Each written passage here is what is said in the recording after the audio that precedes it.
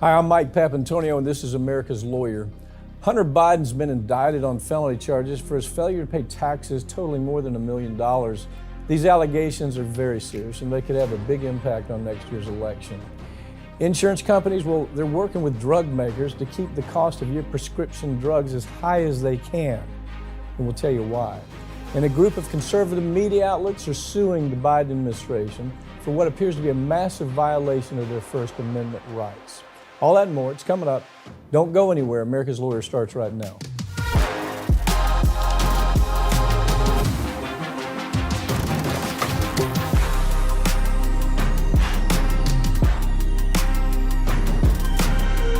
Hunter Biden's been indicted for failing to pay more than $1 million in federal income tax, and he could be looking at a 17-year stint in prison.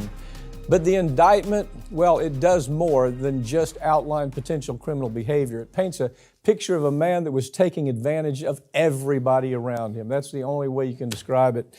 I've got Farron Cousins here to talk about it. Farron, your take was the same as mine. He's just a hustler. I mean, he's just a hustler.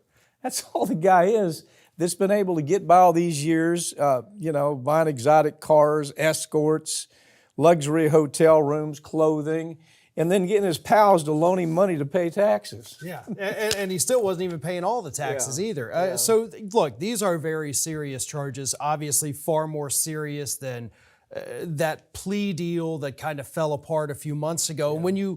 When you actually look at this, we're looking at it without any kind of political blinders on.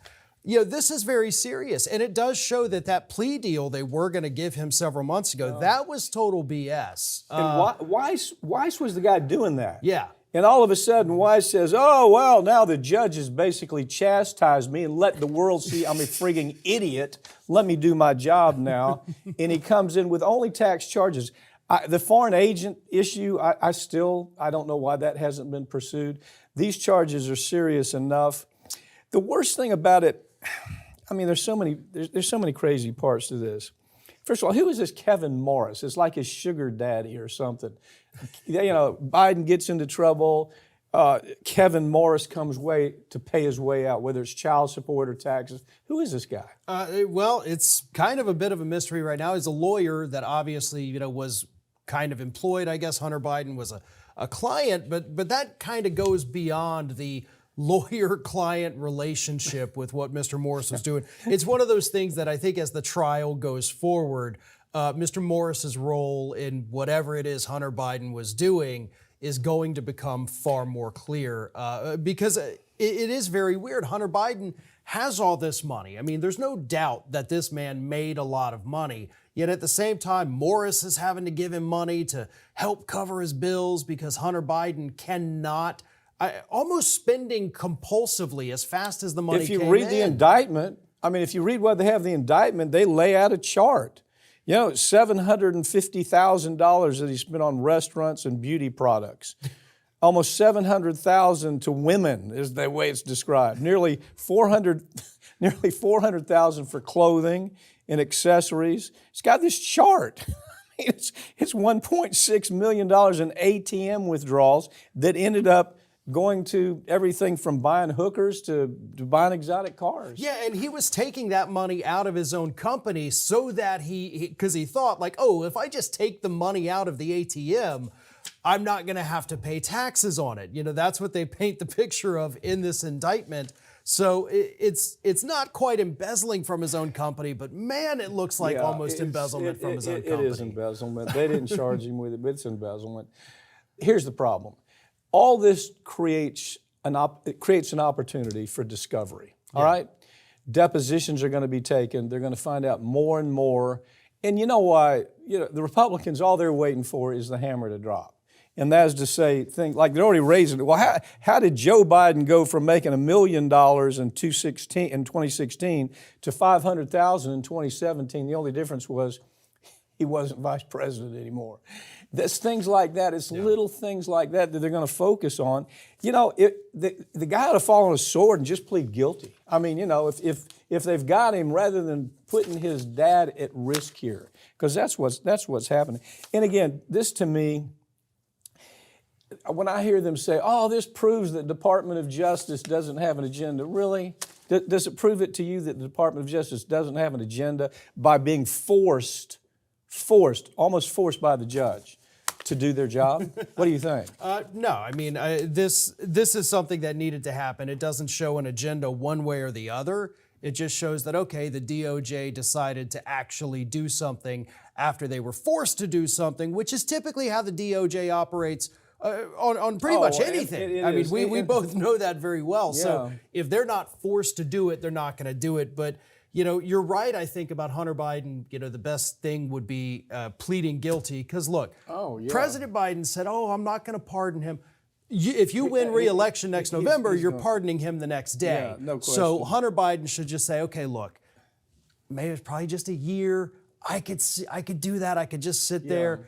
And then day after election, if Dad wins, there's your pardon. Get on out. Come home for Christmas. If he doesn't, it puts Joe Biden at huge risk because of the discovery, because of things that are going to come out that haven't come out, where the money came from, how it was split between his brother, Joe's brother, or split somehow in the family. That's what they're looking for. That's where all this goes. Well, that is certainly what they're looking for, obviously. But look, even if you can't connect any of it to President Biden, at least criminally in any way, it does create the bad optics, because one of the big talking points for Democrats next year is, look, we're running against a guy with 91 felonies. Hey, but your guy's son is also on. You cede that moral high ground, and you can't do that. That argument, it's his son, therefore, I think is complete BS. It's Hunter and Joe, okay? At this point, their goal is to tie Joe up to Hunter. Oh, absolutely. And so I think that, but these arguments that you hear from the right, Hunter this, he's not a president, okay? He's just a dirt bag who just lived a life that has put his father in big risk right now going into this next election cycle. Senator Ron Wyden's asking the Justice Department to investigate how foreign countries could be spying on your phone data through your push notifications. Wyden's office has spent years investigating this issue, and now they want to take it to the DOJ and plead with the DOJ, please take action. I've been talking to you about it for years. Talk about how this works. This is a really kind of complicated, yet if you're a foreign government, it's actually a bit of a brilliant scheme here. It is. Because we're talking about, in every country, essentially the public airwaves. Mm-hmm. So when your phone sends you a notification, hey, your game is ready for you to play, a reward is ready, your map says you got to take a turn, those are push notifications that come through your phone. But by doing that, they're of course using this public space, these public airwaves, whatever. So foreign governments are allowed to say, we want access to that. This is coming across our towers. This is coming across our signals. We as the government have every right to see what's happening.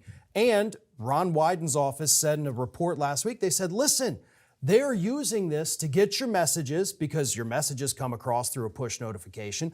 They're getting emails, they're getting your location data, they're getting everything you do because they can access these notifications. And Apple and Google, they have the information, but they're unwilling to share it because they know where that goes. Right. This is the very tip of the iceberg. They can't share this information. That's why they're refusing to do it. That's why Wyden is trying to demand, tell us who has been affected by this. You have the information. We want to know who the people are, right? Yeah, and doesn't this remind you a lot of, because we were doing segments back during the FISA years, where you had the AT&T and you had these other cell carriers say, we've given up data on American citizens, but we can't tell you who, because that's just a breach of confidence. Yeah. But it's the same thing today. It's just different people doing different things for different countries. I mean, the tech industry has just become so arrogant. They just really become so arrogant. That's why I'm so excited about the lawsuits we're bringing against them, social media lawsuits.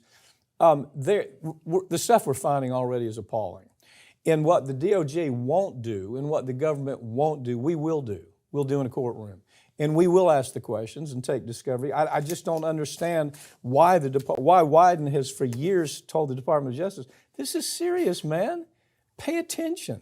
Wyden has been great on the whole range of issues with big tech. Yeah, he's one of the few that's always been solid. He was solid on the surveillance breaches and breach of trust on all that. and he is still just the loudest voice, usually one of the only voices sounding the well, alarm. there's one more I read that's on this bill. I forgot who it was, but another Democrat. And of course, there's no Republicans coming up and saying, yeah, we ought to do something about this. You know, health insurance companies are working alongside drug companies to make sure that you can't get a good deal on your prescription drugs. The process is complicated and it's very shady. The end result is that you pay through the roof for the cost of pharmaceuticals. Now, here's what most people watching this would have never even heard of a PBM, okay? We're handling the insulin case. It's where PBMs are setting drug prices, and they're doing it through price gouging. It's antitrust. As a matter of fact, I've got a book coming out in this following December about this very issue. It's in the series. But it's focusing on it's fiction, but it's focused on the heart of the problem. PBMs came up in the 60s, and they were supposed to be there to protect consumers, to make sure that the pharmaceutical company doesn't overcharge. Now, that PBM is taking kickbacks. So they want the price of the pharmaceutical to be as high as possible. They have 3 different avenues of kickbacks. One is just when they set the price, they put them on a list, right? If you have your pharmaceutical on a list, you can sell it. These people can keep you off the list. And so it's a damn extortion. We'll put your expensive product on the list, but we want a kickback. They're literally taking, they call them rebates, but they're kickbacks. Rebates. These are pharmacy benefit managers, the PBMs. Yeah. And what a lot of people don't know, and the Lever did a beautiful job of explaining this. By the way, let me, if people always say, I can't find the news, go to the Lever. Yeah, it's This wonderful. is an extraordinary source of news. I'm sorry I interrupted you, No, but go ahead. it needed to be said. Yeah. But so you have these PBMs that are now increasingly actually being owned by the insurance companies. Now, they used to be kind of this independent group. The insurance companies are here, your PBMs, and then your drug companies. Right. Check and balance. Right. The PBMs were kind of the intermediary, saying, okay, for insurance, you have to cover this. Drug companies, you got to cover it at this price. Everybody's happy. But the insurance company said, well, what if we just owned the PBMs? Right. Let's just cut out the middleman. We create our own system here. So, as you said, they now own the PBMs, and the PBMs are going to the drug companies and saying, hey, we're going to have to drop your drug. Right. But, if you come off the price a little bit of what we'll cover, and you give us the difference. Yeah. The PBM said Right. It's extortion. It's nothing less than, they call it rebates. This is only a rebate. No, it's a kickback. You say to the pharmaceutical company, you're not going to be on the formulary list. We're not even going to recommend that your drug be able to be sold in these various pharmacies like CVS or whoever. And the people making those decisions also own the pharmacies, right? Yeah. So we're saying we want the most expensive drug. If you got a generic or you have 100 times the cost of the generic, we want that expensive one on the formulary list because the PBM gets a kickback and the pharmacy makes more money by selling the more expensive drug, right? Yeah. So it's, just to give kind of a little bit of an example here, say you've got a drug that Big Pharma would charge you $500 for if you didn't have insurance. Well, if you don't have insurance, you're not going to be able to afford that medication. Mm-hmm. So the insurance company says, listen, we will cover it and the cost to the consumer will be $100. So you're coming off $400.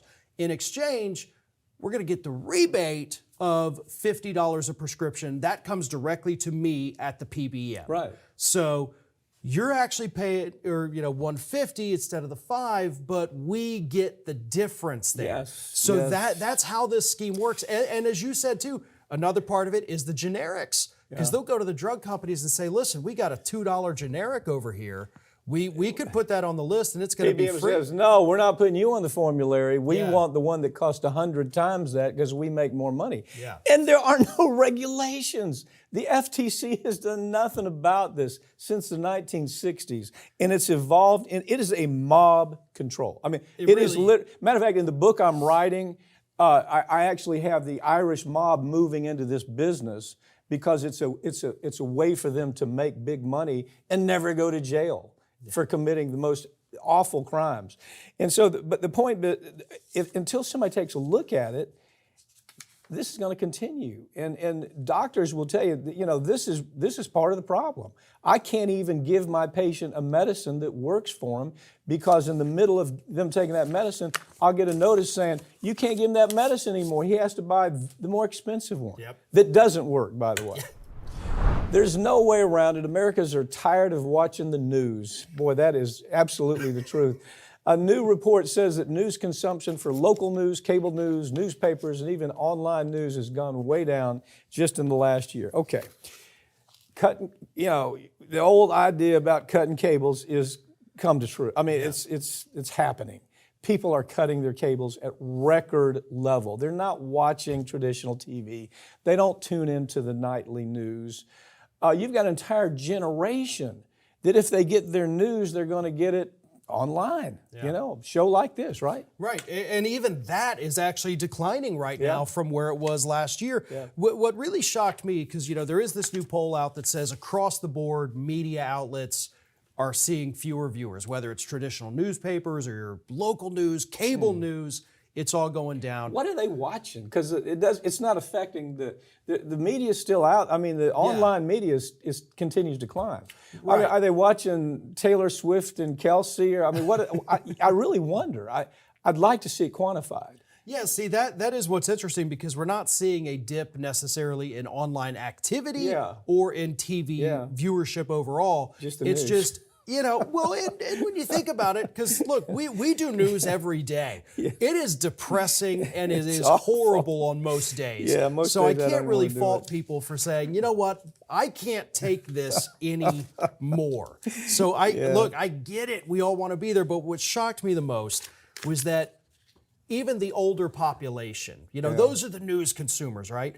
No, they've dropped. Yeah, my age. I mean, they're 60 and up are supposed to be the news folks, but even they are abandoning the traditional news outlets, and that is bad news for newspapers. But again, this is a problem that the media brought upon itself, and so it could be that people are sick of the news. But I think a bigger part of it, like we always talk about, is that they're sick of watching the news but not actually getting the news. Now, I want you to watch this story. Al Gore is out on the speaking circuit. You know what his pitch is? That by Americans not watching mainstream media, our democracy is being hurt. That is his pitch.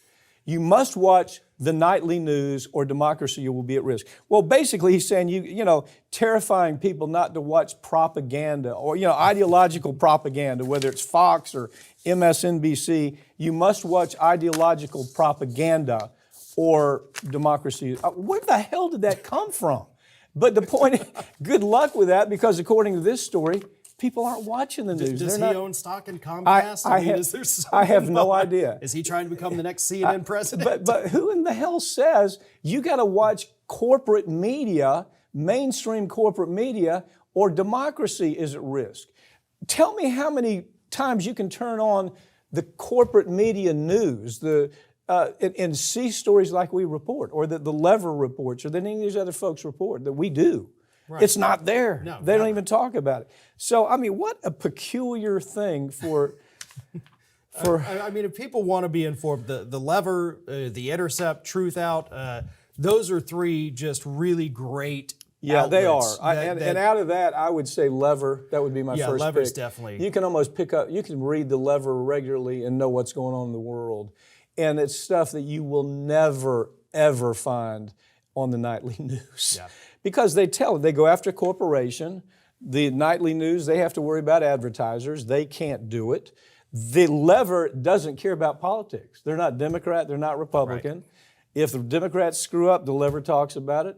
If Republicans screw up, the Lever talks about it. So they're indifferent, and it's that Switzerland mentality that really allows them to be as good as they are. David Sirota started this. I think he was the founder of it, right? Yeah. Anyway, that's the state of the media today. The immigration debate is one that's been going on in America for decades with no end in sight. And part of the reason that we never get any real solutions is because immigrants mean big money for corporations. I mean massive money. Now they're getting ready to make more money. Okay, you and I have talked about this so many times. It's the essential, it's the bottom line for immigration, okay? We used to have corporations shipping jobs overseas. They'd ship them to China, India, they still do. But they're running into some deep water there, okay? Because finally those people are saying, hell no, I'm not gonna work for 50 cents an hour. I want to be paid like you would pay folks in the US. So now the Chamber of Commerce and Associated Industries said, I know what we'll do. We will just bring them over the border, okay? So what, 5, 6 million, 7 million people over the border? The number's in here, I'll take a look in just a minute. But it's millions of people coming over the border to work for low wages in corporations that, as we've said before, they lose an arm, hell, just ship them back to Nicaragua. It doesn't make any difference, you know? They don't have any kind of protection. Pick it up from there, would you? Yeah, and so now a new industry says, hey, well, look, we see the automotive industry getting this. We see the factory farming industry. We want a piece of this. And of course, that industry is the private prison industry. Yeah. Because most of these people who do come through and they go through the system legally, they still have to go through monitoring, GPS monitoring for most of them that are released back into the United States pending their immigration hearings. The number, by the way, is 5.7 million. That's the number. So we're looking at hundreds of thousands of people per year that essentially get outfitted with these GPS monitoring devices. So the private prison industry, Geo Group, CoreCivic, they say, listen, we actually kind of own the companies that are doing this anyway. Well, they do own it. So they're trying to lobby the administration to tell them, hey, why don't you release even more people for the GPS monitoring? We've got all the devices here. We're more than happy to monitor 2-3 million people a year. We're going to give you a phone. You must have it on because we want to monitor. You have to have ankle bracelets that we monitor you. And while your case is pending, this is what we're going to do. Yeah.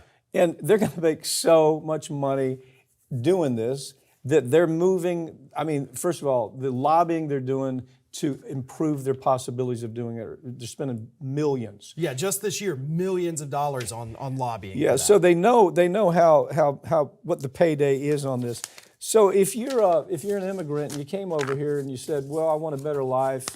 Question is, well, do you mind doing it with an ankle bracelet? You know, with an ankle monitor, or do you mind us putting a chip in you so we know where you are? All that's where it'll come to. Yeah, that's really where it'll come to. And part of the other lobbying pitch for the private prison industry is, hey, not only give us the contracts, but that way, obviously, we're monitoring the devices. If they become unresponsive, well, we own the jail. We'll just throw them in here. That's right. So that's right. They've done such a great job with prison, right? These are the same people. The prison people who have been doing private prisons, which has been a disaster, are now saying, well, maybe we didn't get that right, but we can do this. We can do this. Yeah, that's kind of their pitch right now. Several conservative media outlets have filed a lawsuit against the Biden administration, State Department, alleging that they're actively trying to censor them for having government label them with information. Whether you like these websites or not, it's irrelevant. We have a constitution. The damn government can't decide what we see and what we don't see. We're not a bunch of there are some brainless children out there. Part of our American public right now really believes that, oh, I can't look at that. I want the government to tell me that this is bad. I want the government to think for me. Let the government decide whether this is information I should read. Almost like they can't get around to critical thinking and understand, well, I can decide this myself, can't I? Well, yeah, and on that note, by the way, I saw a study that came out yesterday. I think it's 1 in 5 school-age kids don't know that the Holocaust actually happened. Oh, wow. So we're talking about 20% of our kids don't even know that that's actually a real thing. Yeah. But this lawsuit, listen, I don't like any of the outlets that filed this. No, and I hope they win. Oh, they have to win. It's a Federalist Society. I mean, we talk about their craziness all the time. But what's happening here, and this is horrifying, and people need to understand this. Take off your blinders, because this will kill media if the government is allowed to do this. So the State Department, has this new power. that was enacted, I think it was like 2017 officially. Yes, it was. In that first, Defense Authorization Act or whatever, they put together this office that's job is to monitor foreign propaganda. But as part of monitoring foreign propaganda, they've started slapping labels on American media outlets. Yeah, saying this is misinformation. So the government is literally telling these outlets, you are misinformation, and that is not allowed. We did a story on this. There was a woman that was making the circle all over the United States preaching about our show. You know that. Yeah. Attacking me that we're destroying democracy by talking about corrupt corporations. I mean, giving speeches. I got a call there. She was in California. She was of all things. She's talking to a room full of lawyers, an organization that I'm in. I know most of the folks. She puts my picture up there, and I guess she doesn't know the connection, puts my picture up there and starts talking about how we're destroying democracy by talking about corporations and we should be censored. I mean, what the hell? How have we gotten here to where you have part of the American public saying, oh, that's okay. There's some things you shouldn't say. No, you ought to be able to say what you want to say.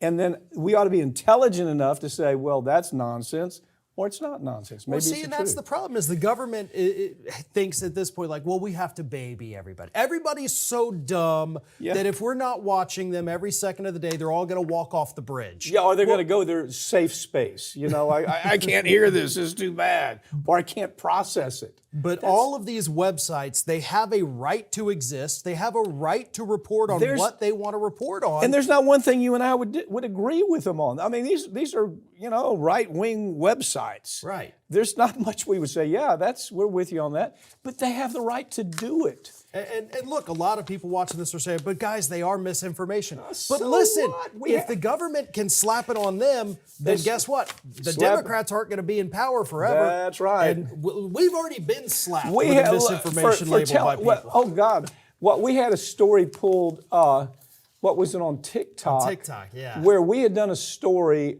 It was created by the FDA. Yeah. Right? The FDA put out a warning about baby formula, a type of baby formula. Killing premature infants. And some jackleg that worked for the industry got them to take it down.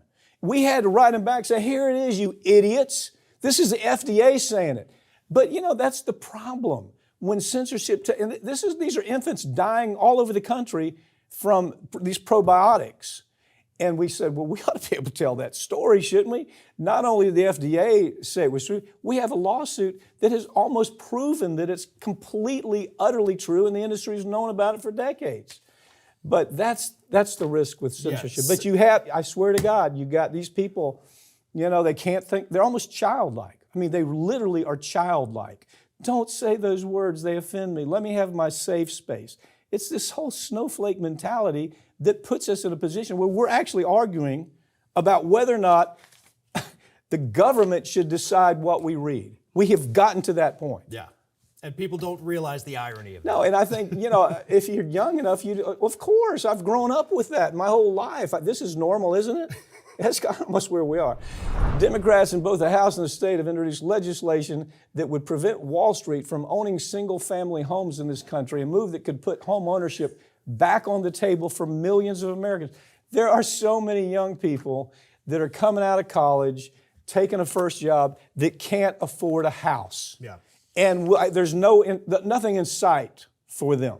There's a reason for it. This is one of the reasons. Wall Street has been buying up all this property, 600,000 single-family units. 600,000. Okay, well, in the past, what they want to do is rent them. They want to rent them. Amazon's into this big time. Yeah, that's we don't need Jeff Bezos. I mean, he already owns the Washington Post. We don't need him owning all of our homes too. You said there's whole neighborhoods, right? Yeah, we've talked about stories. I've done them with Ring of Fire about how these groups, what is it, the BlackRock? Yeah. They'll come in and they'll buy up, okay, there's this little subdivision, 30, 40 homes here. We'll buy them all. Right. So they owned their whole little community here. But we've seen this epidemic, and I've interviewed people on this in the last couple years, and it's happening more and more frequently that by the year 2030, it's projected, if it's not stopped, Wall Street will own 40%. 40% of the single-family homes in this country will be owned by these nameless, faceless banks. And you have In 7 years. Congress and Senate that aren't doing anything to stop it, except Jeff Merkley. Yep, He says, let me call your attention to it. Also, in fairness, Adam Smith from Yeah. Washington State, saying, we got to stop this, man. If you're moving into the time in your life when you're trying to acquire assets, you want to own a home, you want to have all this American dream start coming true, they don't have a possibility now. I mean, and this is getting worse. Yeah, and another part of it, the other side of it, even when Wall Street doesn't, purchase the home, taking it away from a homeowner, they still drive up the price because we have homes all over the country selling for way above asking price just so the consumer can outbid the Wall Street banks. So you're paying $50,000 more than the home's even worse. Because you're bidding against Wall Street. Yeah, and they've got endless money. Wall Street is like a flock of locusts. They're locusts. We've talked about this before. They're moving into every part of American life. They, used to be doctor-run hospitals, right? 10 doctors would run a hospital until Wall Street said, hey, we can make a lot of money by buying everything up. So they bought up 80% of all those hospitals. They bought up the healthcare industry. And now some cat in New York has to say whether or not you can have your appendix removed or have heart surgery. They're trying it with in the legal space. And I'm fighting like hell, having some pretty good success stopping them. They've done it in, you see these big these optical plants, these optical massive structures, go get your eyes fixed. They're buying up all the obstetricians. They're buying up the dental business. I mean, it's just, they are like locusts. And we don't have an FTC that has any courage, and we certainly don't have Congress or Senate that has any courage to stop it. They can, but they don't. Yeah, and if they don't pass this legislation, again, we are 6 years out from nearly half of the entire home industry in this country. It's going to be owned by Wall Street. Owned by Wall Street, yeah. That's amazing. Farron, thanks, man. Thank you. That's all for this week, but all these segments are going to be posted right here on this channel in the coming week. Make sure you're subscribed. I'm Mike Papantonio, and this has been America's Lawyer, where we tell you stories every week that corporate media can't tell you because their advertisers simply say, you tell that story and I'm going to pull the advertisement.